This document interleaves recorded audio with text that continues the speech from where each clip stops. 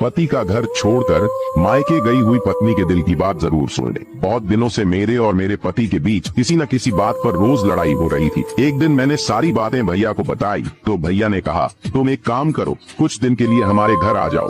जब तुम दोनों कुछ दिन के लिए अलग रहोगे तब तुम दोनों को एक दूसरे की कीमत का एहसास होगा। मैं कुछ दिन के लिए पति का घर छोड़कर मायके आ गई। पर कहते हैं ना भाई, चाहे कितना भी अच्छा क्यों ना हो, परंतु अगर कोई काम भाभी की मर्जी के बिना किया जाए तो घर का माहौल अच्छा हो ही नहीं सकता। भाभी को लगने लगा था कहीं मैं हमेशा के लिए ही मायके में ना रुक जाऊं, इसलिए चलते फिरते मुझे ताने मारती रहती थी। वह बातों ही बातों में मुझसे कहती कि यह घर छोड़ने वाली लड़कियों का ना कोई घर नहीं होता। मैं भी भाभी के इशारे अच्छे से समझती थी। मुझे कुछ ही दिनों में एहसास हो गया कि यह मेरा मायका नहीं है, बल्कि यह अब भाभी का घर है। मैं भाई का घर छोड़कर वापस ससुराल आ गई और अपने पति से माफी मांगी और रात भर में यही सोचती रही कि अगर मेरी माँ जिंदा होती तो शायद आज मुझे